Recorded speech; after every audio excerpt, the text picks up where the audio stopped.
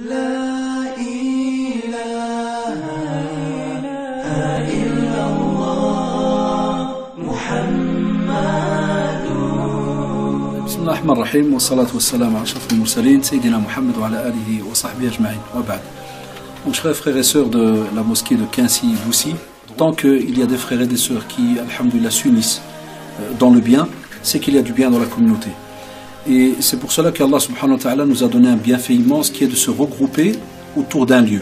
Ce lieu est sacré. Il est la demeure d'Allah subhanahu wa ta'ala, c'est la mosquée.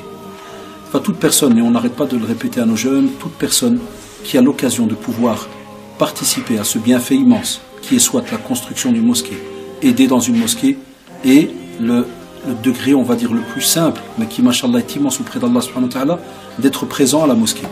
Parce que comme vous le savez déjà, vis-à-vis des hommes et des jeunes qui m'entendent hommes, être présent lors de la prière à la mosquée est une obligation. C'est une obligation pour chaque homme capable et qui ne subit pas, entre guillemets, des problèmes, des restrictions ou autres. Alhamdulillah, je ne pense pas que c'est le cas de notre jeunesse. Mais sachez que c'est une obligation. Et sachez que si on l'a mis comme obligation, c'est parce qu'il y a un bien derrière pour l'être humain.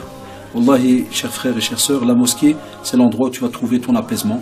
C'est l'endroit où tu vas retrouver les meilleurs moments dans le recueillement. C'est aussi l'endroit où tu vas retrouver une certaine sérénité. C'est l'endroit où tu vas te faire les meilleurs amis. Ce n'est pas dans la rue, dans la cité ou autre, mais au contraire, c'est à la mosquée. C'est là où tu as ce qu'on appelle les meilleures personnes qui vont pouvoir t'aider à avancer et à te rattacher à Allah subhanahu wa ta'ala. Sache aussi que la mosquée est un endroit qui change l'humain. Wallahi. L'être humain, lorsqu'il est rattaché à la mosquée, eh bien, il sait que automatiquement, d'après la tradition authentique, pourquoi est-ce que ça le change? Parce que tout d'abord, on est cité auprès d'Allah subhanahu wa ta'ala. Deuxièmement, Allah subhanahu wa ta'ala envoie des anges qui nous enveloppent de la miséricorde divine.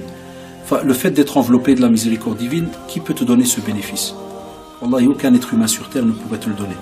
C'est pour cela que on va plus loin. Toute personne qui peut aider dans la mosquée, eh bien, il doit savoir que c'est un acte pieux et très très élevé auprès d'Allah subhanahu wa ta'ala. La preuve, le prophète sallallahu alayhi wa sallam a appris le décès d'une femme qui passait son temps à nettoyer la mosquée du prophète sallallahu alayhi wa sallam. Et on ne l'avait pas prévenue. Il ne savait pas qu'elle était décédée.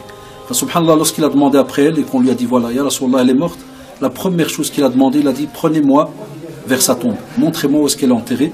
Et subhanallah, il a fait un geste que normalement le prophète sallallahu alayhi wa sallam ne faisait que pour les grandes personnes, les sommités, les personnes qui ont fait vraiment quelque chose de grand, d'immense. Et on le voit aujourd'hui même dans la sunna, c'est ce qu'on fait lorsque par exemple un très très grand savant meurt, on fait la prière funèbre mais de l'absent, celui donc qui n'est pas présent, salat al-ghaib.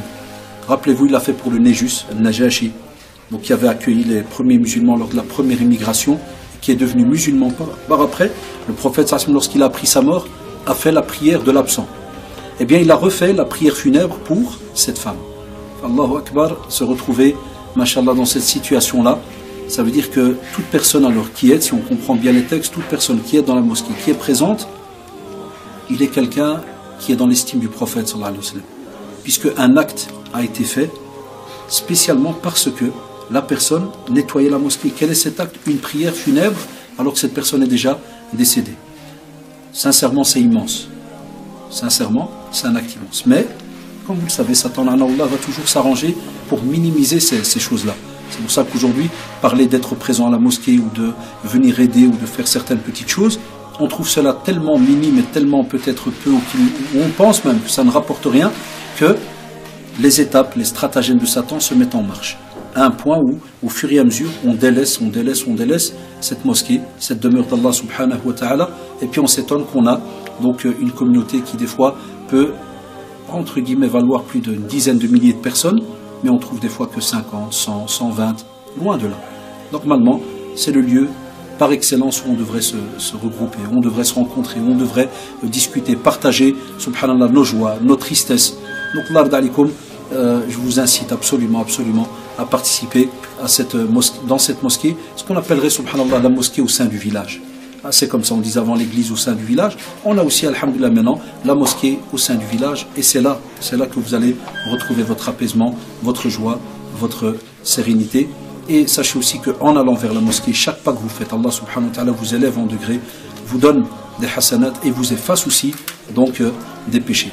Allah jazzakum bi khair, chers frères et sœurs, participez, que ce soit avec votre présence à la mosquée, que ce soit avec vos dons. Et n'oubliez pas, chaque don que tu fais pour la maison d'Allah subhanahu wa ta'ala, sache que c'est un investissement que tu retrouveras le jour du jugement dernier. Un investissement que des fois, et sûrement, tu auras oublié. Quand tu donnes 10 euros par mois ou 15 ou 20, en général, une fois le mois passé, c'est fini, tu l'as oublié. Viens de nouveau le début du mois, tu t'en rappelles, mais ça s'oublie. La preuve, c'est qu'après 10 ans, 20 ans, si je vais te demander combien tu as donné, tu ne serais plus me calculer cela. Mais est-ce que Allah subhanahu wa ta'ala t'a oublié? Hasha lillah, au contraire. Eh bien, ce sont toutes des opportunités que l'on a, que l'on peut donc employer, spécialement dans une demeure qui est la meilleure des demeures, qui est la mosquée.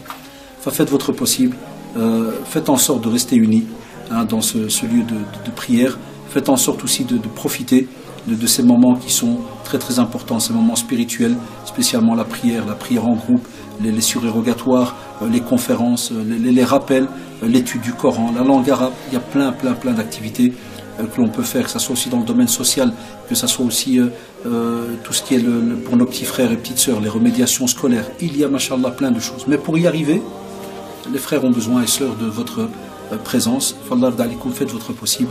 Qu'Allah subhanahu wa ta'ala vous préserve et vous aide à arriver donc à mettre en pratique, donc Inch'Allah, vous arriviez à mettre en pratique donc ce projet. Subhanakallahumma wa bihamdik, nashhadu an la ilaha illa anta, astaghfiruka wa atubu ilayk.